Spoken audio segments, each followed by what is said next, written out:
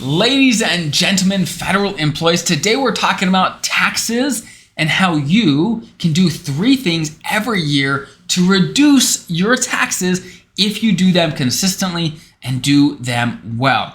So if you're new here, great to have you. My name is Dallin Hawes. I'm a financial planner and CFP, and I love helping federal employees just like you get the most out of your benefits and retire confident. So if you are interested in lowering your taxes, one of the most critical things to know is what tax bracket you're in. You have to understand your tax bracket. Now, I know many of you aren't familiar with that, and that's okay. Now is the time to get familiar with it, though. If you're interested in doing some tax strategies, you need to know your tax bracket. So, number one, you can either go look at a previous tax return to get a feel for where you're at. You can, if you type in 2023 tax brackets into Google, you can find your tax bracket, right? Long story short, find what tax bracket you're in. If you look, you can see there's 10%, 12%, 22%, 24%, whatever it is, whatever percentage it is by the time you're watching this, go find your tax bracket. Basically, you're going to find these charts that say, hey, if you make between this amount and this amount, this is your tax bracket. You're going to find those charts. If you're not familiar with tax brackets, that's okay. Look it up and figure it out. That's the first step to understanding how to save taxes. Once you know what tax bracket you're in, and I'm just going to make up some random examples here. Let's say you see, hey, I make 100 grand. Let's say that puts you in the 22% tax bracket. Again, I don't have the bracket in front of you. Let's say it does that. Let's say the 22% tax bracket is for anyone that makes between 80 grand and 120 grand. Okay. So you say, hey, look, I make 100 grand. Perfect. You're in that 22% tax bracket, let's say, right? If that's the case, well, that gives us some really important information. That says, hey, look, you can make an extra $20,000 and still be in the 22% tax bracket. Again, I'm simplifying a bunch of things here, but just to get you started, this is what I'm going to talk through, okay? So if your taxable income is 100 grand and the next tax bracket isn't until 120,000, then you've got some wiggle room there. So from there, you can plan, where do you want to put your money for the rest of the year? For example, in the traditional TSP where you get a tax deduction, or do you want to go ahead and do the Roth TSP where you say, hey, look, I'm okay paying 22% in taxes. I'm going to go ahead and do the rest in Roth. It might increase my taxes a little bit, but I'm in the 22% bracket. I'll be fine. Okay? That's the sort of thing you need to know. What tax bracket are you in?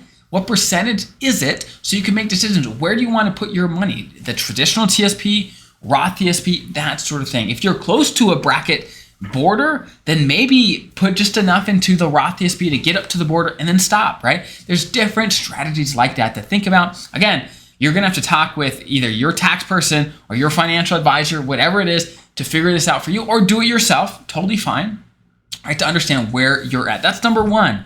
Find your tax bracket and see where it makes sense to put your money, whether it's the traditional TSP or Roth TSP. Number two, if you're retired, you can think about Roth conversions. It's a massive tool you can use to save taxes over time. You can sometimes do Roth conversions while you're working, but often it gets a little too complicated where I'm not a huge fan of it often, but you're welcome to look into it if you'd like, okay? Next. The next thing you want to look at is, do you want to itemize deductions? Do you want to itemize your deductions? Now, the reason I say do you want to is if you are charitably inclined, if you give to, let's say, a church or a charity consistently, maybe you could give extra this year. Or maybe you've got a lot of medical expenses. Maybe you have a lot of mortgage interest. Maybe you have a lot of expenses that you can itemize on your taxes. Here's the deal. In every year that you're able to itemize and get over the standard deduction, that's a good thing. Now, let me give some context for those folks that don't understand tax talk very much. Basically, every year, everybody gets what they call the standard deduction. Basically, if you had no deductible expenses, you would still get the standard deduction because that's what everyone gets no matter what. But the moment your itemizable expenses go over the standard deduction, you can do what they call itemize your deductions, and you can get more deductions from your taxes than the standard amount, okay?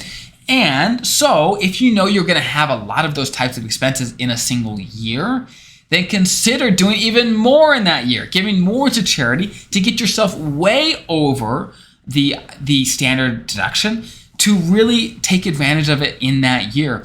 And then maybe the next year, maybe don't worry about charitable contributions. Maybe double up.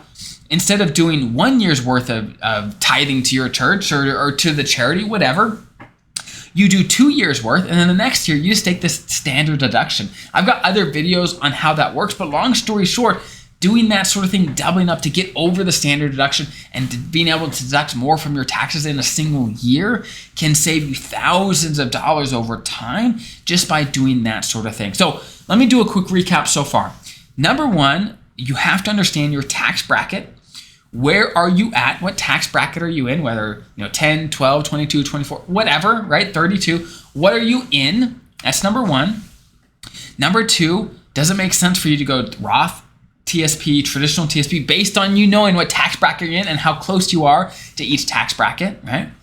Number three, do you want to think about itemizing? Are you charitably inclined? Do you have a lot of itemizable expenses this year, whether it's mortgage expenses, whether it's medical expenses, whatever it might be? Does it make sense for you to itemize? If you have someone preparing your taxes, maybe this is sort of question for them is, hey, what do I need to do to get as much tax deductions as I can? Do I need to double up something? What should I do to make that happen? Okay. Now, I know if you're not a tax person, this is a lot of stuff. So hopefully this didn't go right over your head. Hopefully it gives you some context on some things to think about.